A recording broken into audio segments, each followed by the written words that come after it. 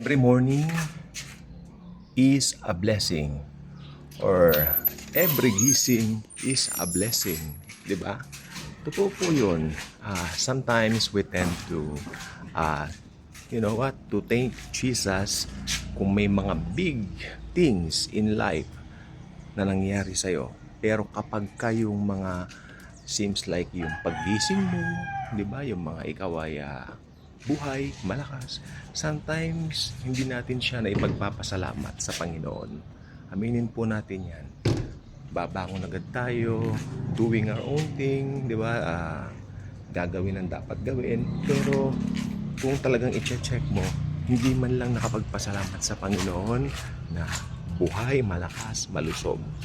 Okay. Tapos, nandyan po yung mapupuno na ang isipan natin ng mga alalahanin sa buhay. Alam po ba ninyo, ang Panginoon po ay punong-puno po ng mga reminders sa ating mga tao o sa ating mga Christian in particular, sapagkat I believe na kapag ka naging mananampalataya ka na, meron ng special bond sa iyo at sa Diyos. Okay? Ito po ay hindi na po mababago. Ito po ay forever na po, at ito po ay talagang tinatamasa na po natin as His wonderful believers. Okay? So sa umaga pong ito, I just want to share something from the Word of God na sana ikatuto po natin. We really need to apply it, not just reading it. I mean, when we read the Word of God, sometimes hindi naman natin siya na-i-apply. Binasa lang, tapos ganun na. Well, we really need to apply this dahil ito po ay napakahalaga.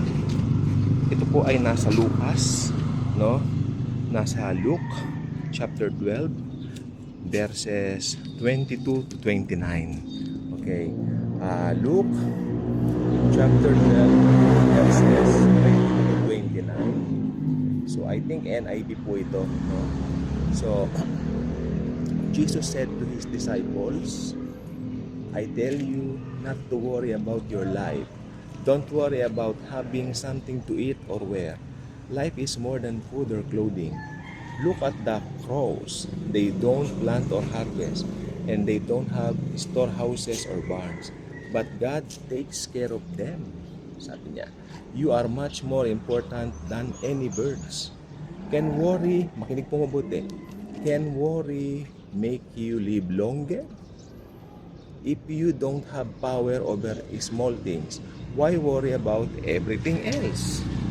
Napaka-practical po ng mga mensahe ng Panginoong Jesus dito po sa mga talata pong ito, no? Tapos tuloy po natin. Look how the wildflowers grow. They don't work hard to make their clothes.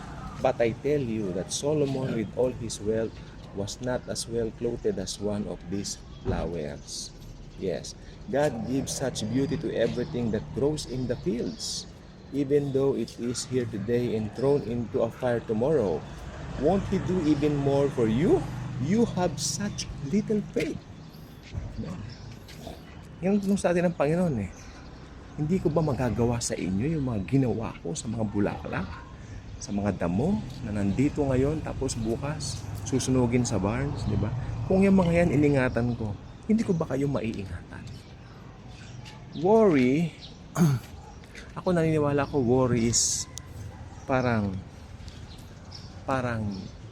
something na hindi pagtitiwala sa Diyos, no? Kasi sabi niya, you have such little faith. Hindi naman niya sinabing you don't have faith at all, pero you have such little faith. Don't keep worrying about having something to eat or drink. Only people who don't know God are always worrying about such things. Pag sinabi mong those people who do not know God, ito po yung mga unbelievers. Ang Bible po particular dyan, lalo na po sa New Testament, yung mga taong wala kay Kristo, yung mga hindi nakakilala sa Panginoon, sila nagwo-worry sila sa pera. Alam nyo, may kapitbahay po kami. Actually, nakatingin ako sa kanila ngayon while recording this. Umaga pa lang, ang pinag-uusapan nila tungkol sa pera, yung nagastos sila, uy, 1,000 yan ha, ganito yan ha, 1,000 bili ko doon, ganon. Pero nagpasalamat ako kasi sabi ko, Lord, thank you po. Kung naging believer ako, I'm not saying I don't need money, pero hindi na po ganyan ang mentality ko. Hindi na po ganyan ang mentality namin actually. We see money as something na alipin namin. Hindi kami papaalipin sa pera. Because we have Jesus as our only and true Master. The Lord of Lords and King of Kings. Okay?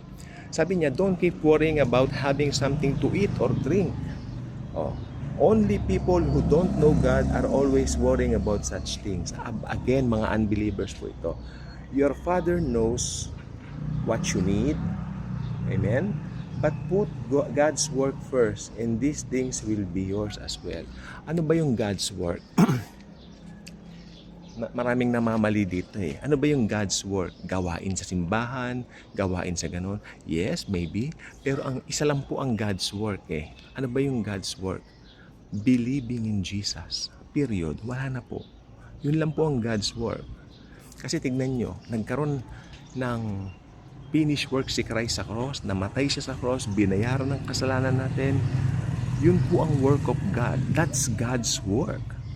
At ang gagawin lang po natin, ipahagi sa iba yung ginawa ni Kristo sa cross. Natapos na. Okay? Hindi mo ibabahagi yan na parang tatapusin pa lang, na parang mangyayari pa lang, no? Magkaiba po yung future tense sa past tense. Okay? But put God's work first. Again, what is God's work? Finished work of Jesus.